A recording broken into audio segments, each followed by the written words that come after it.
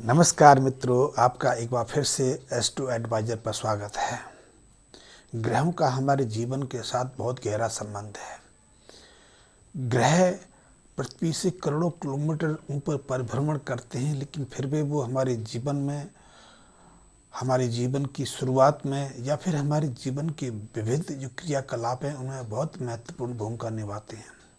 हमारा जीवन ही ग्रहों से प्रभावित नहीं होता। हमारा स्वास्थ्य, हमारे जीवन में उथल पुथल की जितनी भी घटनाएं घटित होती हैं सब ग्रहों से प्रभावित होती हैं। हम समृद्ध होंगे या हम समृद्ध परिवार में पैदा होके आगे चलकर हमें आर्थिक रूप से नुकसान उठाना पड़ेगा, साधारण से न्यूनतम जिंदगी जीने पर विवश होना पड़ेगा, या फिर किसी गरीब के घर पैदा होकर हम समृद्धि के उच्च शिखर को प्राप्त कर सकेंगे। साधारण परिवार में जन्म लेकर हम उच्च पद को प्राप्त कर सकेंगे। ये सब ग्रहों से प्रभावित होता है। और ये बात सिर्फ ज्योतिष की नहीं है, ये तो वैज्ञानिक दृष्टि से भी अब नियमित रूप से प्रमाणित होने लगी है कि ग्रहों का हमारे जीवन के साथ बहुत गहरा संबंध है। अब तो वैज्ञानिक भी इस बात को मानने लगे हैं कि यदि सूर्य कुछ अवधि के लिए भी अपनी तपस्या को शांत कर ले, सूर्य की तपस्या यदि पृथ्वी तक ना पहुंचाए तो पृथ्वी पर जो हमें सृष्टि चक्र दिखाई देता है, चाहे प्राणी जगत दिखाई देता है, उसको लुप्त होने में समय नहीं मिलेगा। चंद्रमा का भी हमारे शरीर के साथ बहुत गहरा संबंध है। शरीर हमारे मन मस्तिष्क को प्रभावित करता है, हमारे सोचने विचारने, हमारी मानसिक अवस्था को भी सीधे सीधे प्रभावित करता है। हमारे व्यवहार में, बर्ताव में भी चंद्रमा से सीधे सीधे परिवर्तन होते हैं। ये तो बात सूर्य चंद्र की हुई। अब तो वैज्ञानिक ये भी कहने लगे हैं कि सूरज पर जो सूर्य सर्कल चलते हैं, सूर्य चक्र चलते हैं, उनसे भी पृथ्वी पर बहुत गहरा प्रभाव पड़ता है। सूर्य चक्र के अनुसार पृथ्वी का वातावरण, पृथ्वी पर कई तरह की अजब गरीब घटनाएं घटित होती हैं। व्यक्ति के स्वभाव व्यवहार में बदलाव आता है और उसी दौरान पृथ्वी पर युद्ध की या भूकंप की या बाढ़ की ऐसी विविध समस्याएं घटित होती हैं। तो निश्चित रूप से अब ये बात प्रमाणित होती जा रही है कि ग्रहों का हमारे जीवन के साथ बहुत गहरा संबंध है। ग्रह बहुत सूक्ष्मता से पूरे मानव जगत को प्रभावित करते हैं। और एक चीज़ और भी देखी गई है कि जिस जन्म कुंडली का हम निर्माण करते हैं, क्योंकि जन्म कुंडली जो हमारे अंतरिक्ष में ग्रह तारे परिभ्रमण करते हैं उनका एक नक्शा है। क्योंकि जिन क्षणों में एक व्यक्ति जन्म लेता है उन क्षणों में ग्रहों की एक अलग स्थिति रहती है। कुछ ग्रह उदित हो रहे होते हैं, कुछ अपनी मध्यकाल की अवस्था में रहते हैं और कुछ अस्तांचल की तरफ गतिमान रहते हैं। तो हम जन्म कुंडली के रूप में ग्रहों को एक नया एक नक्शा प्रदान करते हैं और उनके अनुसार हम जीवन की विविध घटनाओं को समझने का, जीवन में विविध परेशानी आ रही हैं उनका निराकरण करने का प्रयास करते हैं। बहुत बार देखने में आया है कि एक ही व्यक्ति के जीवन में विभिन्न तरह की घटनाएं घटित होती रहती है। कभी वो संपन्न होता है, समृद्ध होता है, आनंद से जी रहा होता है, लेकिन फिर अगले पल वो दुखों से भर जाता है। उसका सारा धन संपदा उससे छिन जाती है, चाहे वो कारण कोई भी रहा हो, चाहे सरकार कर दे या कोई चोर लूट ले या उसके घर में आग लग जाए, कोई आपदा घटित हो सकती है, परिवार उसे अपने प्रॉपर्टी से बाहर निकाल दे, कुछ भी घटनाएं घटित हो सकती हैं। अनायास एक व्यक्ति जो इतनी संपदा पैदा हुआ, अचानक उसके जीवन में ऐसी घटनाएं घटित हो जाती हैं। मेरे पास सैकड़ों लोगों के ऐसे उदाहरण हैं, क्योंकि मेरे पास बहुत लोग अपनी कुंडलियाँ लेकर अपनी परेशानियों का निराकरण करने के लिए आते रहते हैं। तो मैं एक आध उदाहरण से आपको बताऊं,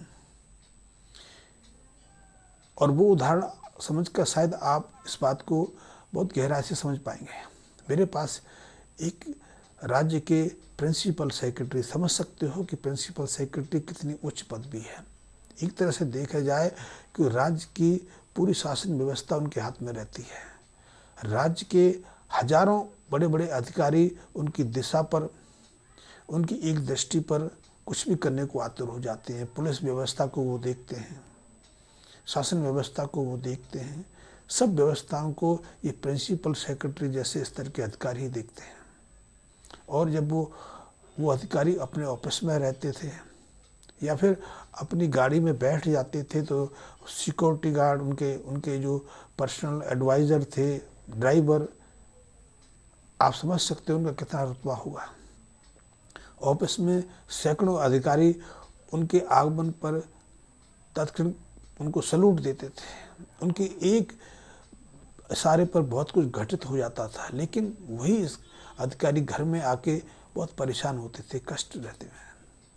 इतना ही नहीं, उन अधिकारियों ने अपार अकूट संपदा इकट्ठी की। जिस शहर में उनकी पोस्टिंग हुई, उसी शहर में उनके पास बड़े बड़े मकान, बड़े बड़े बंगले थे। पैसे की कोई कमी नहीं थी। आप समझ सकते हो कि उनकी पदवी का, उनकी प्रतिष्ठा का कितना प्रभाव रहा होगा। लेकिन घर गृहस्थी से देखा जाए तो वो बहुत दुखी थे। दुखी इसलिए थे क्योंकि वो अपने बच्चों को सही शिक्षा भी नहीं दे पाए। उनका एक बेटा पर्याप्त प्रयास के बावजूद भी अटक अटक के कुछ डिग्रियां प्राप्त कर पाया, लेकिन वो नौकरी में सेलेक्ट नहीं हो पाया। तो बिजनेस करता रहा 15 साल तक। कई तरह के बिजनेस में हाथ उसने अपनाया, करोड़ों रुपए नुकसान किए। बैंक से लोन लेके भी अपना व्यापार शुरू किया, लेकिन सफल नहीं हो पाया। सबसे बड़ी दुविधा तो ये थी कि 40 साल की उम्र होने के बावजूद भी अपने बेटे का वो विवाह नहीं कर पाए। उनकी एक पुत्री थी। पुत्री सुंदर थी, रूपवती थी, गुणवती थी, शिक्षित भी थी। उसका विवाह भी समय के अनुसार हो गया, लेकिन वो अपने ससुराल में 3 महीने से ज़्यादा समय व्यतीत नहीं कर पाई। 3 सही महीने में उसका संबंध विच्छेद हो गया और अपने माँ बाप के घर आके बैठ गई। इतना ही नहीं, वो अपनी पत्नी को लेकर भी बहुत पीड़ित थे, क्योंकि पत्नी निरंतर कई वर्ष तक बीमारियों की पीड़ा झेलती रही और इस दरमियान को 3 ऑपरेशन कराने पड़े। यहाँ तक कि उनको अपना एक स्तन कटवाना पड़ा, छाती का ऑपरेशन कराना पड़ा, क्योंकि उस समय जो गॉल ब्लैडर के ऑपरेशन में छाती को चीरा जाता था।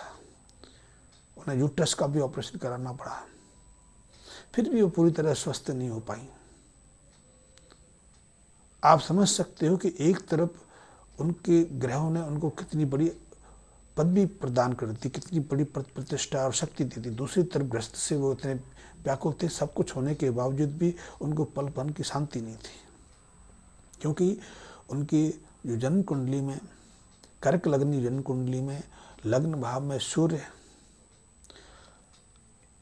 पंचम भाव में राहु, चतुर्थ भाव में चंद्रमा, और चंद्रमा जो थे मंगल और राहु के मध्य में थे।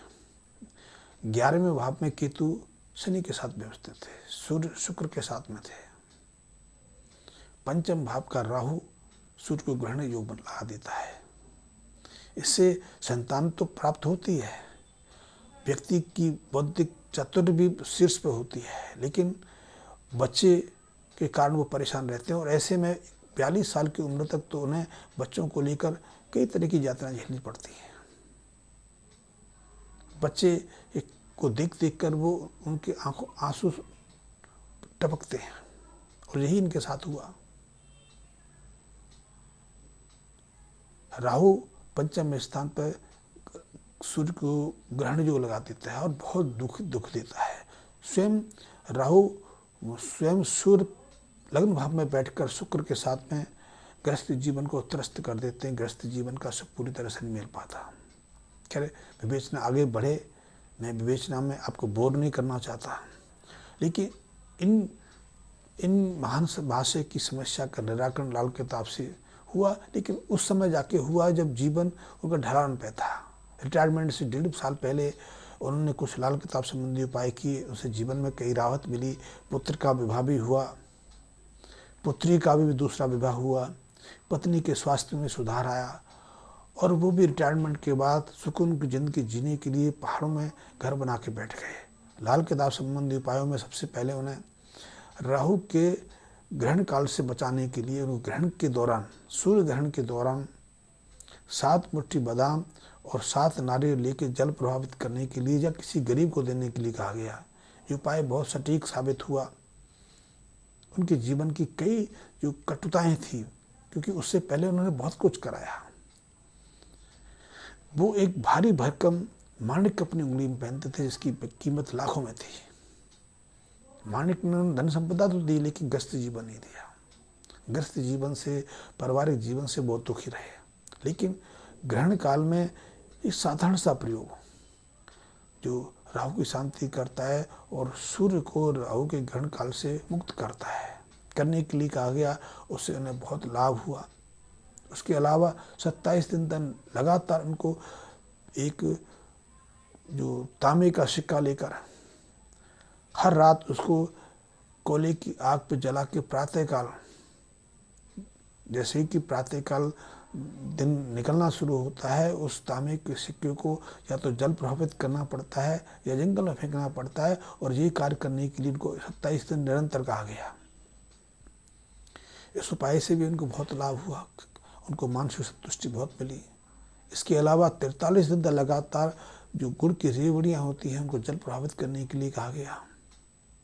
इस उपाय से भी इनको बहुत लाभ हुआ, क्योंकि सूर्य की प्रथम लग्न भाव में स्थिति, राहु शुक्र पर उसका अशुभ प्रभाव, पंचम भाव का राहु, जब ये वर्ष फल के अनुसार अपनी भाव स्थिति बदलते हैं तब तक व्यक्ति को बहुत यातना देते हैं, कष्ट देते हैं। और उसे मुक्त होने के लिए लाल किताब संबंधी कुछ उपायों की मदद लेनी। वैसे तो उपाय कोई भी है, पूजा पाठ भी है, कई तरह की अन्य तरह की उपाय पद्धतियाँ भी हैं, लेकिन क्योंकि मैं पिछले करीब 2-2.5 दशक से लाल किताब पर अध्ययन, मनन, चिंतन, अनुभव करता हूँ, तो मैं इसी पर परामर्श देने का प्रयास करता हूँ जो मेरे खुद अनुभव से गुजरे हैं और उनका मैंने काफ़ी अच्छा परिणाम भी देखा है। तो मैंने कुछ और उपाय भी कराए, लेकिन इन उपायों से उनके जीवन में बहुत बदलाव आया। जो जीवन की त्रस्तता थी, जो कठोरता थी, जीवन का जो जिंदगी में वो परेशान रहते थे, पैसे की कमी तो नहीं थी, लेकिन पैसा पूरी तरह स्वस्थ जीवन को आनंद नहीं दे सकता। पैसा तो जो जितना आपके पास है, जो जितना आप खर्च करते हैं उतना ही आनंद ले सकते हैं। यदि आपका पैसा बैंक में है, प्रॉपर्टी में है या जेवरों में फंसा हुआ है तो वो क्या सुकून देगा। बहुत लोग ऐसे हैं जिनके पास करोड़ों रुपए बैंक बैलेंस में है, लेकिन वो सुकून की रोटी नहीं खा पा सकते। उनके पुत्र उनको बुला के राजी नहीं, चाहे मकान उनके पास कितने भी हों। तो जो आनंद की जीवन की कि परिवार के साथ बैठ के आप कम समृद्धशाली होकर भी सुख आनंद ले सकते हैं। तो लाल किताब में छोटे छोटे बहुत सारे उपाय हैं। मैं विषय को नहीं आगे खींचूंगा कि विस्तृत विषय से वीडियो का साइज बढ़ जाता है। और मैं पहले भी कहता रहा हूँ कि यदि आप लाल किताब में रुचि रखते हैं, ज्योतिष में रुचि रखते हैं, जानना चाहते हैं या आपकी कोई समस्या है उसका कोई समाधान, निराकरण चाहते हैं, मुझसे संपर्क साधना चाहते हैं, तो आप मेरे मैसेज बॉक्स में कमेंट्स दे के मुझसे संबंध स्थापित कर सकते हैं या फिर मेरे व्हाट्सएप पर आप मैसेज दे सकते हैं। लेकिन सबसे पहले मैं आपसे रिक्वेस्ट करूंगा कि अभी तक आपने मेरा चैनल सब्सक्राइब नहीं किया तो सब्सक्राइब करना। कि बहुत सारे मित्र मेरे वीडियो तो देखते हैं लेकिन उन्होंने मेरे चैनल को सब्सक्राइब नहीं किया और मेरे बेल आइकन को प्रेस भी नहीं किया। तो ये दोनों काम कर लें, बेल आइकन को प्रेस कर लें और मेरे सब्सक्राइब करें। धन्यवाद मित्रों।